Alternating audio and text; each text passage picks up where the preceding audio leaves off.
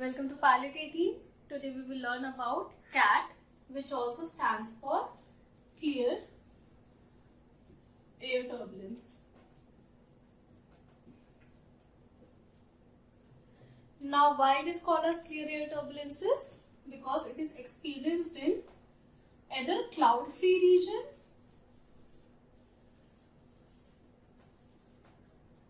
or in stratiform cloud region.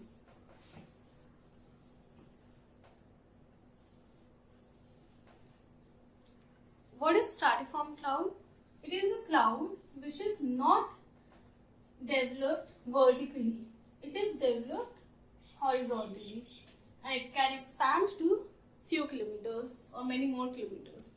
Unlike CV cloud, which are like this in shape, like they are vertically developed too. But stratiform, they are just horizontally developed. So CAT, it is the combination of positive and negative fluctuations in air. So it causes our aircraft to bound. It always occurs above 18,000 altitude or above, and the condition in which CAT will occur is steep lapse rate and wind shear.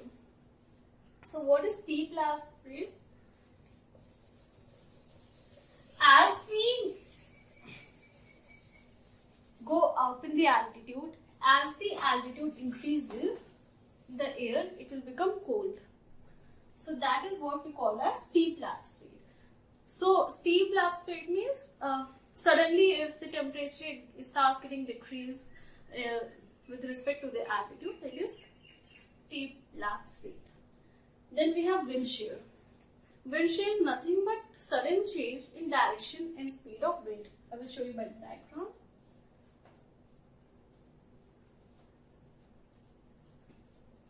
When the air starts behaving like this, coming from downwards, upwards, which changes the speed or direction of the aircraft, that is called as wind shear. Then we have two types of wind shear. One is horizontal wind shear, other one is vertical wind shear.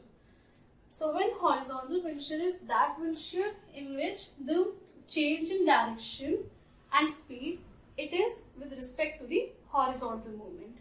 And vertical wind shear, in this, the change in direction and speed, it's a vertical movement. Then horizontal movement when flying near mountain or when passing through a front. So horizontal wind shear, it can be experienced when you are flying near mountainous region or when you are passing through a front. Now what is front?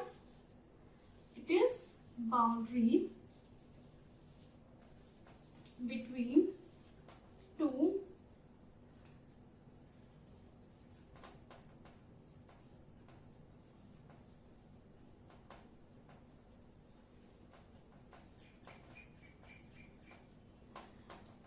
front is boundary between two air bodies, that is cold and warm.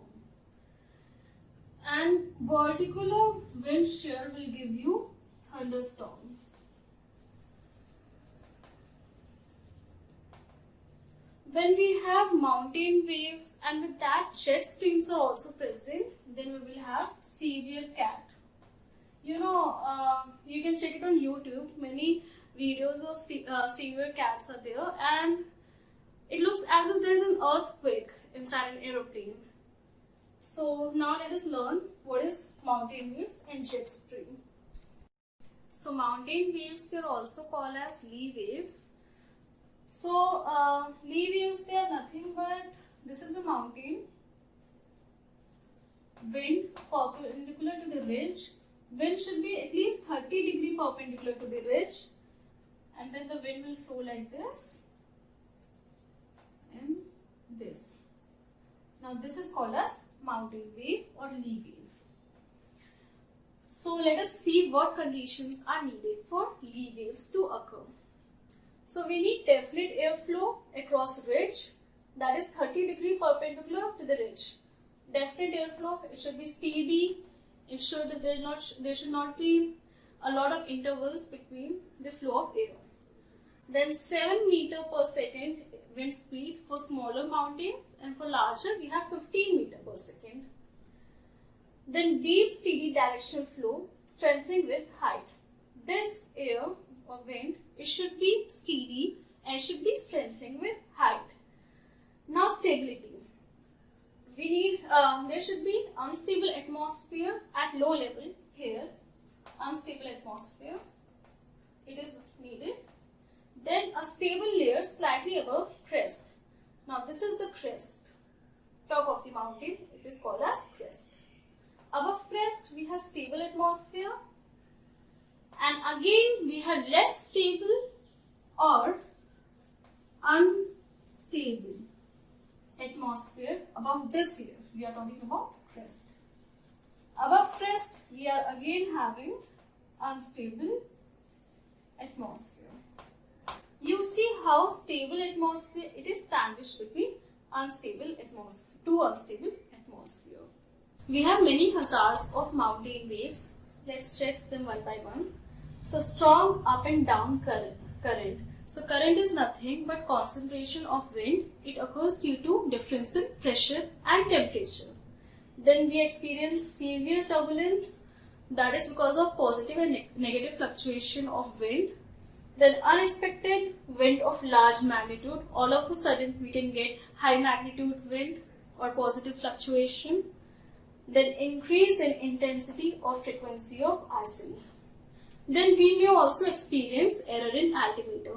We have something called as hysteresis effect.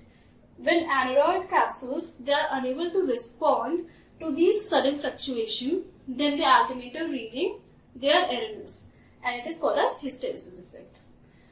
And when temperature is different from icy temperature, then also we experience that there is error in altimeter. If the temperature it is colder than icy, then the temperature shown in altimeter it is too high, and vice versa if the air it is warmer than icy.